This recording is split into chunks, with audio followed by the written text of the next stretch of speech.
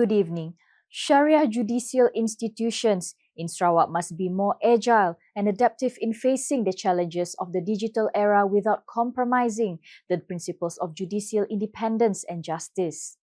Sarawak Premier Datuk Patinggi Tan Sri Dr. Abang Abdul Rahman Zohari Tun Datuk Abang Openg stated that judicial independence is a fundamental principle ensuring that courts can carry out their adjudicative functions freely, fairly and equitably without any external influence, including political pressure, personal interest or public sentiment. According to him, today's era of limitless information explosion has seen various court issues, including civil and Sharia cases, go viral, creating what he described as a tribunal of public perception. Justru kerajaan Sarawak akan terus memastikan bahawa penubuhan dan pelaksanaan Mahkamah Utama Syariah ini disokong dengan sumber manusia yang berkualiti, latihan berterusan serta kemudahan infrastruktur yang bersesuaian agar institusi ini dapat terus memberi perkhidmatan yang cemerlang kepada rakyat. He made these remarks during the opening gala dinner for the Sarawak Sharia Legal Year 2026 here on Thursday. The ceremony was graced by the presence of the Sarawak Governor, Tun Pehin Sri Dr. Wan Junaidi Tuanku Jaafar and his wife Tok Puan Datuk Patinggi Fauziah Muhammad Sanusi.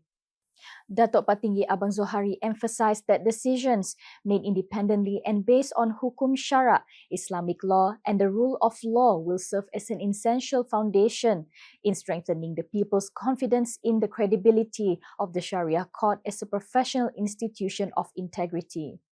In relation to this, the Sarawak Premier also stressed the importance of integrity among Shari judges and all Sharia judiciary staff who shoulder a heavy responsibility not only from a legal standpoint but also from moral and religious aspects.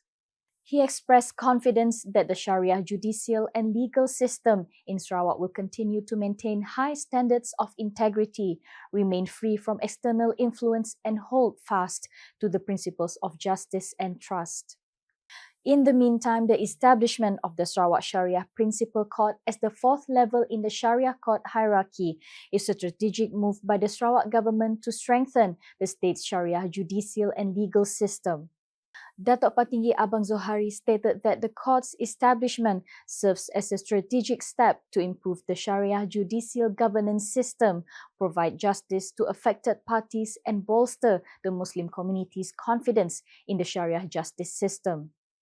However, he emphasized that this hierarchical elevation must be supported by comprehensive improvements. This includes enhancing the skills and knowledge of Sharia court personnel, providing conducive infrastructure for both clients and staff, and increasing human resources to ensure the judicial system functions efficiently and effectively. Dengan efisien. Justru kerajaan Sarawak akan terus memastikan bahawa penubuhan dan pelaksanaan Mahkamah Utama Syariah ini disokong dengan sumber manusia yang berkualiti, latihan berterusan serta kemudahan infrastruktur yang bersesuaian agar institusi ini dapat terus memberi perkhidmatan yang cemerlang kepada rakyat. InsyaAllah. Commenting on the direction of the state's Sharia legislation, Datuk Patinggi Abang Zohari explained that its implementation must align with Sarawak's development agenda under the Post-COVID-19 Development Strategy PCDS 2030, which emphasizes integrity in governance, sustainable development, and inclusive social well-being. In line with this, he welcomed efforts to make the Sharia judicial system more people-friendly through simplified procedures, the use of easy-to-understand language, and the provision of Shari legal aid and early advisory services for those in need, particularly vulnerable groups. The fourth Sarawak Games SUKSAR 2026 is scheduled to take place from 5th to 8th February this year, with Sriaman and Betong selected as joint hosts. The appointment of the two divisions further strengthens the role of the biennial championship as a strategic platform for the development of Sarawak's next generation of athletes. Minister for Youth, Sports and Entrepreneur Development, Datuk Sri Abdul Karim Rahman Hamzah, said the staging of SUKSAR serves as an important platform to identify the best athletes who will carry Sarawak's challenge at the 2026 Malaysia Games SUKMA, which will be held in Selangor this coming August. Dan kita berharap dengan adanya sukan SUKSAR ini kali ini, kita akan dapat mempertengahkan pasukan yang terkuat untuk sukan SUKMA yang akan diadakan dalam bulan Ogos nanti, insyaAllah. Kerana kita tahu bahawa untuk sukan SUKMA kita adalah juara bertahan. This will be a very, very crucial SUKMA. We are going to Selangor. Selangor has always been a very, very strong state. He said this during a press conference after chairing the Sarawak Games SUKSAR 4th meeting at the Baitul Makmur building here on Friday. In addition, he explained that the organisation of SUKSAR also provides early exposure for young Sarakian athletes to a high-performance competitive environment, allowing them to test their physical, mental and tactical capabilities. This, he said, helps to build competitiveness and a champion's mentality from the early stages of athlete development. According to him, this edition of SUKSAR will involve the participation of 257 athletes from 4 main zones, the Northern Zone, Central Zone, Western Zone and Southern Zone, with 11 sports to be contested throughout the Games.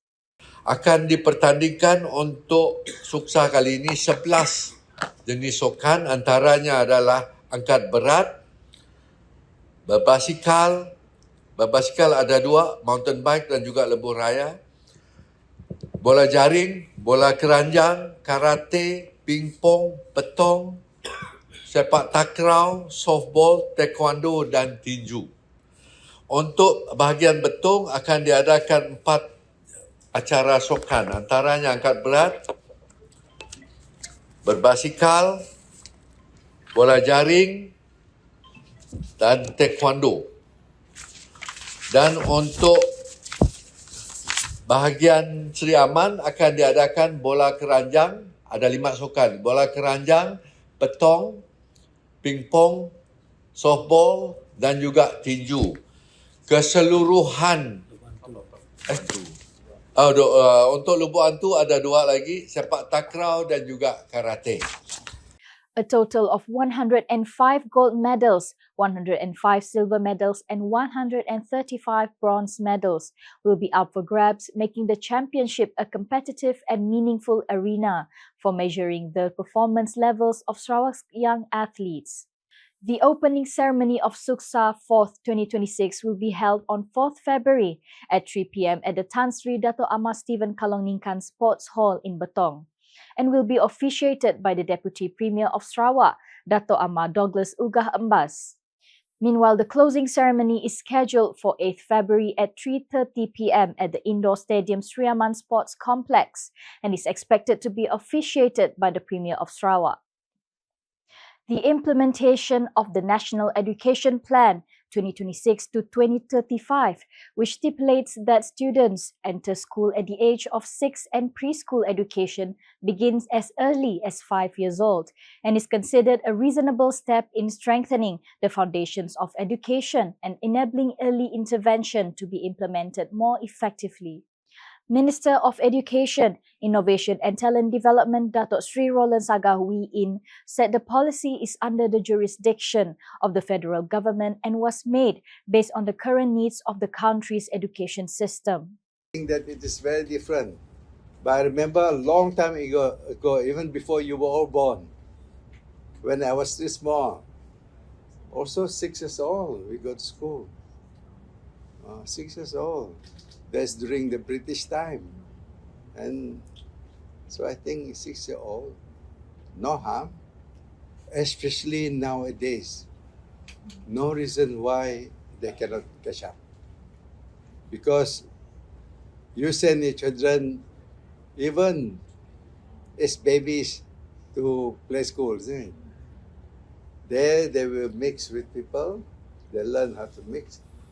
He said this when met by the media at the certificate presentation ceremony of the Semiconductor Mastery Program organized by SMB Semiconductor at SMB Academy La Promenade here on Friday. According to him, entering school at the age of 6 has long been practiced and does not affect children's development, but is even more relevant in the current context when children are exposed to the learning environment early. Commenting on concerns over the readiness of children in rural areas, he said various efforts have been implemented to ensure that access to early education can be enjoyed more comprehensively. In the meantime, he also explained that the implementation of academic assessments at the early stages of schooling, including the proposed examinations around Year 4, aims to identify students' weaknesses early and is not punitive. The development of the Kota 2 mini hydroelectric plant and the Kota 1 mini hydro plant demonstrates Sarawak's capability to optimize renewable energy resources through the concept of a tiered or cascading power source, while simultaneously supporting the state's sustainable energy development agenda.